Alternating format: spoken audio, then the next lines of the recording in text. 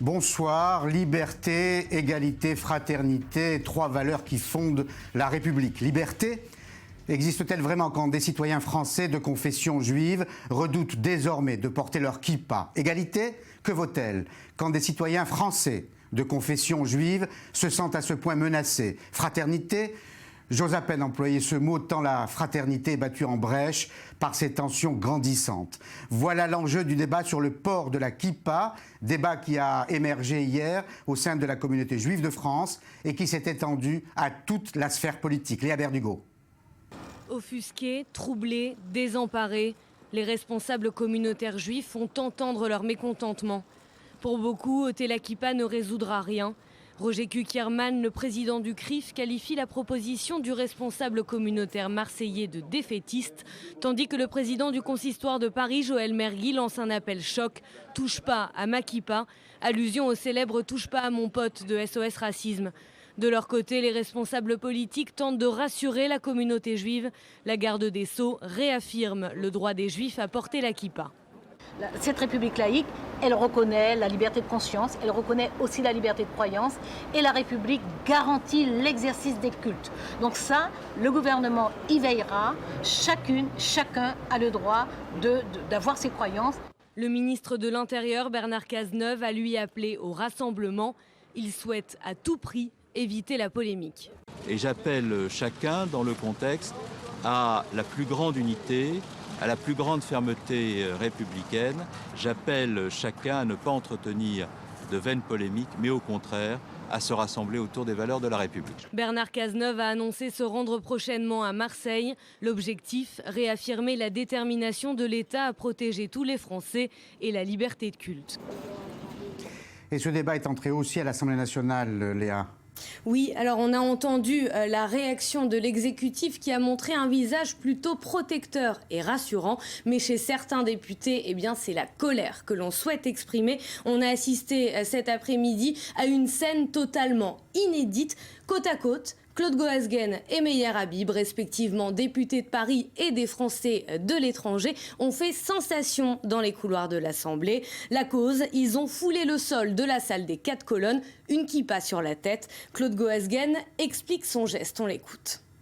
J'ai décidé d'aller montrer que si, moi qui suis chrétien, qui ne suis pas juif, qu'il fallait que la France réagisse, que la France n'était pas un pays totalitaire, que la France n'était pas un pays anti-religieux et que moi, chrétien, je devais montrer ma solidarité à l'égard de la communauté juive et de celle de Marseille, dont je comprends les craintes, en disant tous les Français devraient porter la kippa. Alors cette déclaration de Zvi Amar n'en finit pas de faire la polémique. Pourtant, eh bien, ce n'est pas la première de ce type. Nous sommes en 2003, 3 jours après l'incendie d'une synagogue en Seine-Saint-Denis. Le grand rabbin de France, Joseph Citruc, demande aux Juifs de remplacer la casquette par la kippa. L'objectif est toujours d'éviter les attaques. Alors qu'il affiche une position différente aujourd'hui, l'actuel grand rabbin de France, Chaim Korshia, soutenait Joseph Citruc avec ces mots. Cela ne sert à rien d'agiter un chiffon rouge dans les lieux publics. Le chef d'État lui-même a tenu à réagir, nous l'avons appris à l'instant. Il est intolérable, insupportable pour être précis, a-t-il dit, que des citoyens français doivent se cacher. Ce débat intéresse aussi la société civile. Réaction recueillie à Paris par Élodie Toto, l'une de nos correspondants, qui a posé 2 questions. La première a porté sur l'appel lancé par le président du consistoire marseillais. Chacun a sa liberté de religion, d'opinion, et s'ils veulent porter une kippa, qu'ils la portent. La religion, ça reste personnel. Après, le fait de leur dire de l'enlever pour ne pas se faire agresser, moi, j'accepterais pas ce genre de choses. S'il suffit de ne pas porter de kippa, après tout, je pense qu'on peut vivre sans kippa. Comme ça, il n'y aura pas de problème, parce que quand ils font les kibbas, ils ont toujours des problèmes. Ils lèvent les kibbas, il n'y a pas de problème. Peut-être pour ceux qui ont peur de se faire agresser, c'est peut-être une bonne idée sur un plan pratique. Mais enfin, sinon, je pense que le mieux dans ce pays, c'est d'être soi-même. Dans tous les cas, il faut faire attention, peu importe où on va.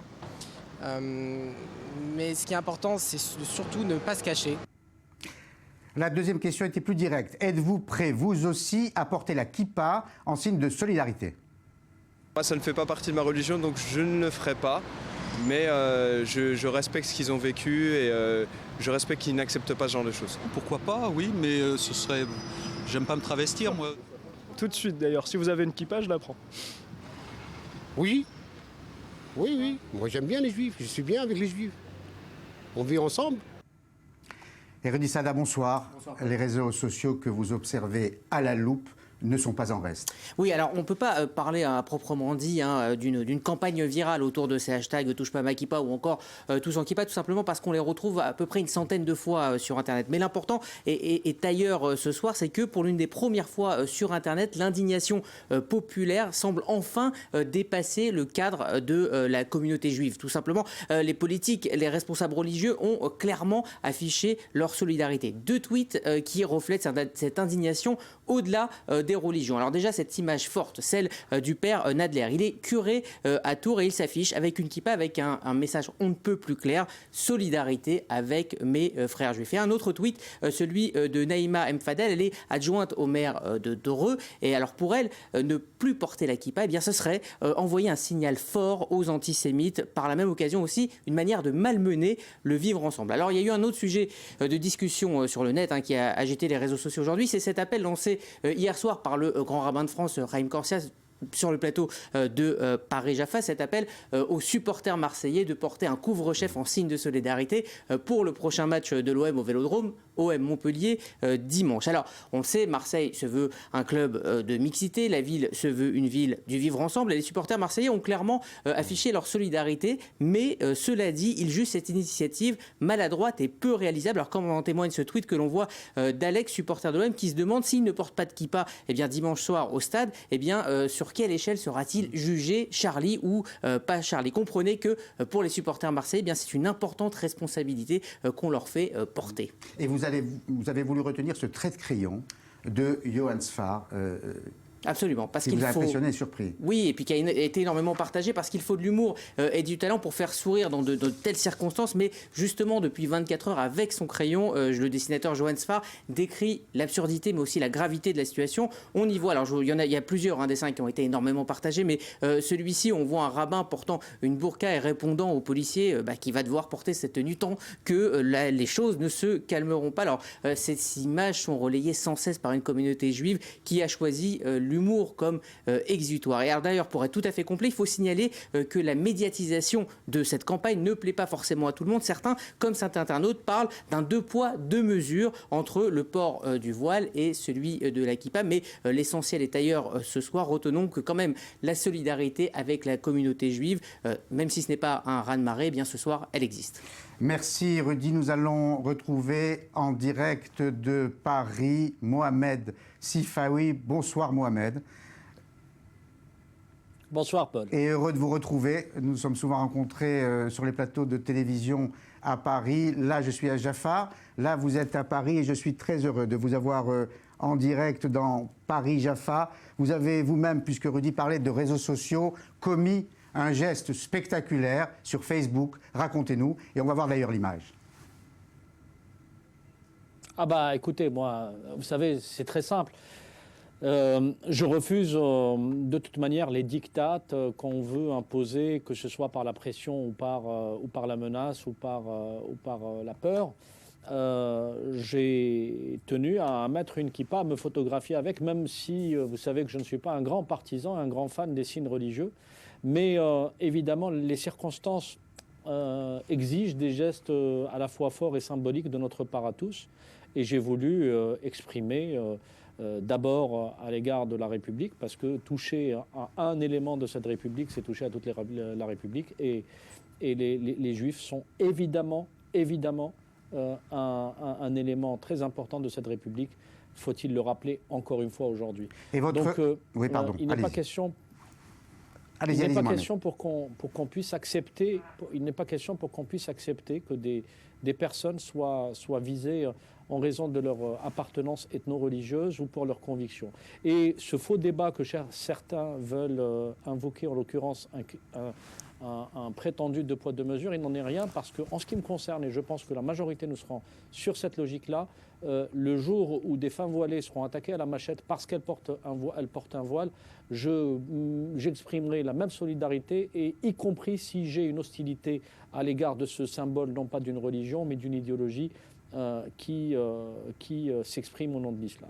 Et vous avez écrit de très nombreux livres, justement, je me souviens de la France malade de l'islamisme. Votre réaction et votre choix n'est pas neutre. Je rappelle à nos téléspectateurs que vous êtes musulman et vous incarnez cet islam moderne. On peut être musulman et laïque, on peut être juif et laïque, chrétien et laïque. Vous l'incarnez. Est-ce qu'à votre avis, ce geste que vous avez eu peut influer sur le comportement d'autres musulmans en France ou ailleurs d'ailleurs? Moi, je pense, encore une fois, il ne faut pas bloquer les situations, c'est-à-dire il ne faut pas céder à la peur et à la menace. Ce que veulent ces terroristes, c'est de créer une dynamique, justement, où eux feraient naître des vocations, on le voit, des gamins qui se sentent aujourd'hui l'âme de vaillants guerriers, alors qu'ils sont parfois brillants à l'école. Malheureusement, les djihadistes ont réussi à créer cette mauvaise dynamique, cette mauvaise ambiance dans la société. Il faudrait que nous, collectivement, quand je dis nous, société civile, c'est-à-dire aussi bien les acteurs du monde associatif, les journalistes, les intellectuels, les universitaires, on ne puisse pas banaliser ce type d'acte. On ne peut pas, encore une fois, accepter que des personnes puissent être menacées en raison de leurs opinions, en raison de leurs convictions. Et il n'est pas question d'accepter la violence physique comme mode d'expression dans une société qui est censée être apaisée, qui est une société démocratique où toutes les expressions peuvent s'exprimer, y compris les plus virulentes. Parce qu'on l'oublie souvent, l'islamiste, y compris le plus intégriste, en France, il est protégé. Il est protégé par l'état de droit qui lui permet d'exprimer, y compris ses idées les plus déplorables.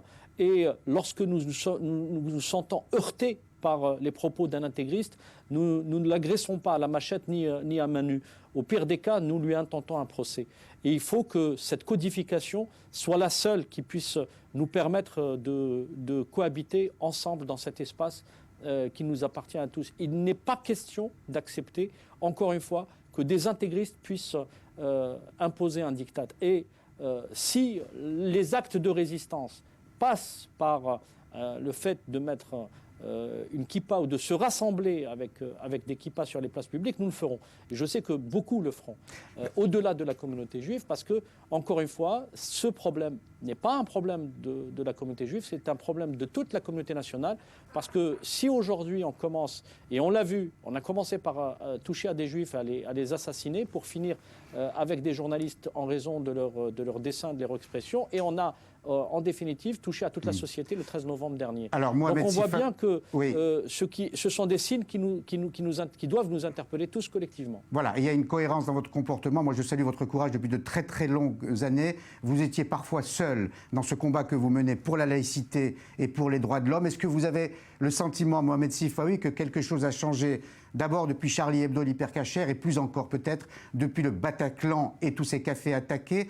Est-ce que vous avez le sentiment qu'il y a une vraie prise de conscience aujourd'hui et que finalement la cohésion sociale menacée par les terroristes et les islamistes peut résister à ces attaques? Moi, le sentiment que j'ai, encore une fois, j'essaye d'avoir un examen très, très froid et très distancié, c'est que d'abord, il y a incontestablement une fracture qui s'est opérée dans la société. On ne peut pas vivre ce qu'on a vécu tout au long de l'année 2015 et en tant que société est rester, je dirais, indemne à tout ça.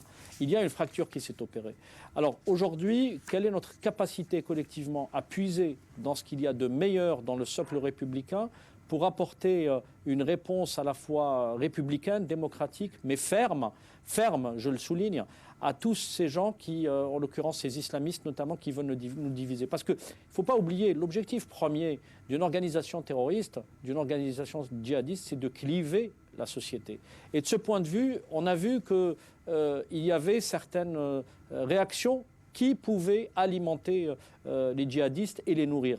Et c'est de ces comportements-là dont il faut, sur lesquels il faut être attentif. C'est-à-dire, il ne faut pas créer une situation où la fermeté, il y aurait une confusion entre la fermeté et la réponse xénophobe ou raciste. En l'occurrence, si certains pensent que c'est à travers des discours xénophobes et haineux qu'ils vont combattre la haine et l'intégrisme, ils se trompent. C'est avec des discours xénophobes qu'on nourrit la haine et l'intégrisme.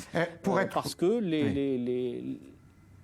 Oui, pour être précis, quand vous employez ces termes, fracture, clivage, vous pensez évidemment aux conséquences politiques de cette terreur et au fond à cette alliance parfois objective entre les islamistes, pour ne parler que de la France évidemment, mais ça vaut pour l'Europe, et l'extrême droite. J'ai même entendu une expression employée par certains islamistes, la théorie du chaos. Est-ce que cela, pour être tout à fait concret, peut un jour profiter à l'extrême droite et provoquer une véritable fracture au sein de la société française ?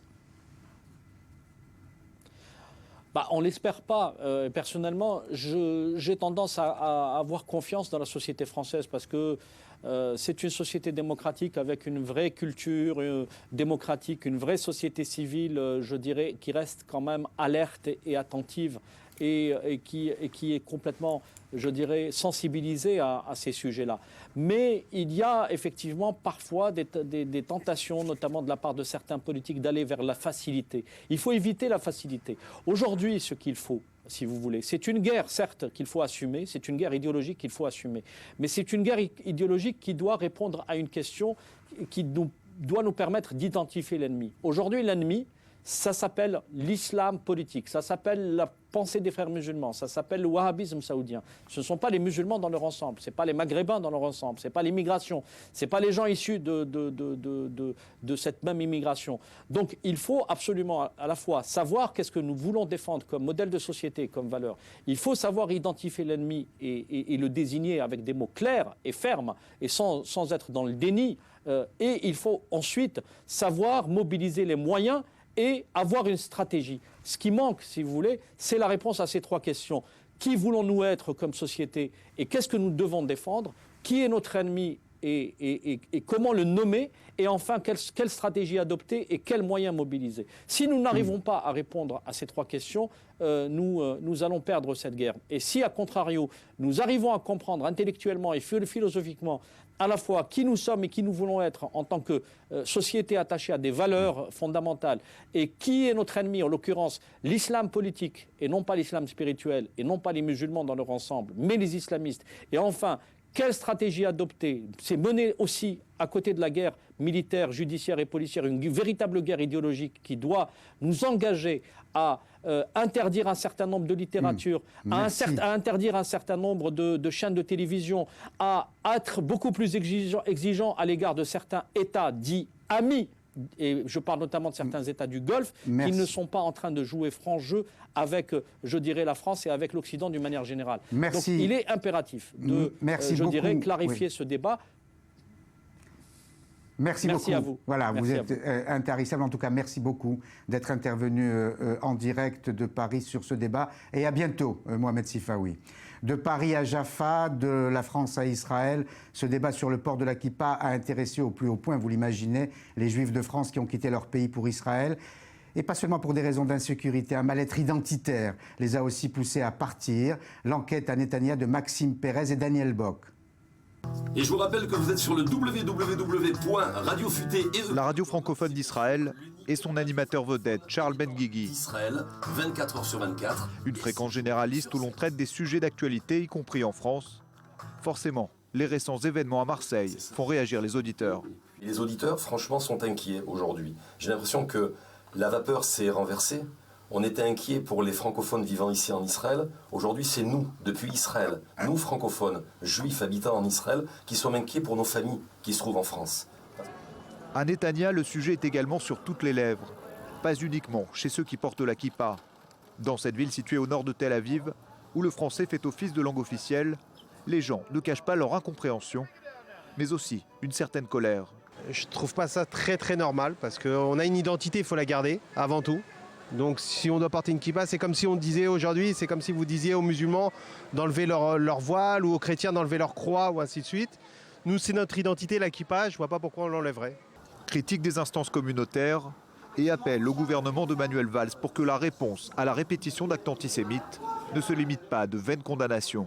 C'est au gouvernement de faire le nécessaire pour protéger les citoyens français. Ce ne sont pas des juifs français, ce sont des Français juifs. Je pense qu'il y a une grosse différence. Depuis les attentats de Paris en janvier 2015, près d'un quart des 7000 nouveaux immigrants français recensés par l'agence juive se sont installés dans cette ville du littoral israélien. Une tendance qui devrait également se confirmer cette année. Et l'information nous est parvenue en fin d'après-midi. Le jeune terroriste a été mis en examen aujourd'hui pour tentative d'assassinat terroriste. Le point sur l'enquête avec Joseph Emmanuel. Il a déclaré aux enquêteurs avoir honte de ne pas avoir réussi à tuer l'enseignant qu'il a agressé à la machette. Le parquet de Paris a ouvert une information judiciaire. L'agresseur est mis en examen pour tentative d'assassinat terroriste. Il est actuellement placé en détention provisoire. L'adolescent terroriste était jusqu'alors inconnu des services de renseignement. C'est par Internet qu'il se serait radicalisé. Il a dit à ses enquêteurs s'intéresser aux tests djihadistes depuis plus d'1 an. Seulement quelques blessures au dos et aux mains. Le jeune enseignant sait qu'il a échappé au pire. Une lame de 50 cm de long, c'était une agression pour tuer. La victime se remet doucement. C'est grâce à Dany que les policiers ont pu interpeller l'agresseur. Trouvé de la station-service juste en face avec mon scooter, j'allais partir. Quand j'ai entendu donc les cris donc, de M. Amselem, je suis son nom après, et j'entendais « Pourquoi vous faites ça? Vous allez me tuer ». Bon, quand j'ai vu l'agresseur avec des grands coups de machette, j'ai vite compris de quoi il s'agissait. Donc en un instant, on ne réfléchit pas trop. Je me suis dit, il faut faire quelque chose. Donc j'ai traversé la route quand la voiture m'a permis de passer. Et au moment quand je suis arrivé, donc l'agresseur avait perdu sa machette. Et M. Amselem était par terre. Il s'est relevé, il a montré, il a dit Rabbi, il m'a attaqué avec ça. C'est parce que je suis juif, parce que j'avais la kippa. Cette attaque est la 3e attaque antisémite en quelques mois dans la ville de Marseille. Dominique Moïsi nous le disait hier sur cette même antenne, l'État islamique a une stratégie précise, planifiée. Elle vise à provoquer la peur et à affaiblir économiquement les pays visés. Ce n'est pas un hasard si les terroristes ont frappé Istanbul au cœur même des quartiers touristiques. Principale victime, des Allemands. Julia Ganancia. Le jour d'après, place Sultanahmet.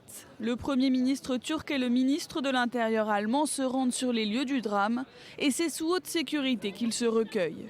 Hier, c'est ici qu'un kamikaze a tué 10 Allemands. En l'état actuel des investigations, il n'y a aucune indication que l'attentat visait des Allemands. Il ne peut donc n'y avoir aucun lien avec notre contribution à la lutte contre le terrorisme international.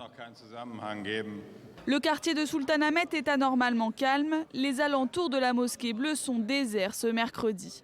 Sur les lieux du drame, on nettoie les dernières traces de l'attentat qui est encore présent dans tous les esprits. Je suis vraiment choquée. C'est le choc, encore une fois, de constater encore une attaque triste.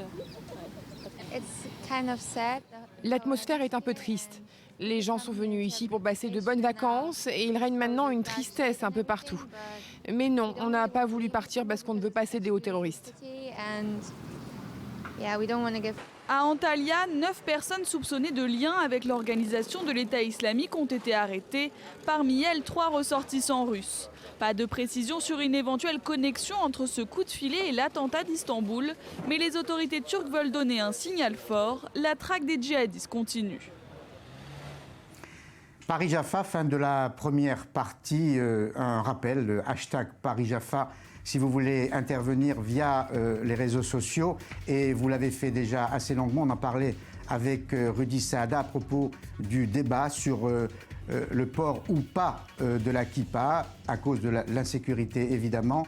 Vous pouvez aussi réagir aux propos de Mohamed Sifawi qui était en direct dans notre émission Paris Jaffa, qui lui-même, musulman et qui se définit comme musulman laïque, a décidé de porter la kippa. Il a posté la photo sur Facebook. Vous pouvez vous rendre sur Facebook et voir cette photo. Et Mohamed Sifawi a été très clair. Il s'est montré solidaire à l'égard de la communauté juive, mais il veut rester vigilant sur les menaces de clivage et de fracture au sein de la société française. Le temps d'une pause, on se retrouvera à 19h30, heure de Paris, et l'on évoquera les tensions à Gaza et le discours de Barack Obama devant le Congrès. A tout de suite.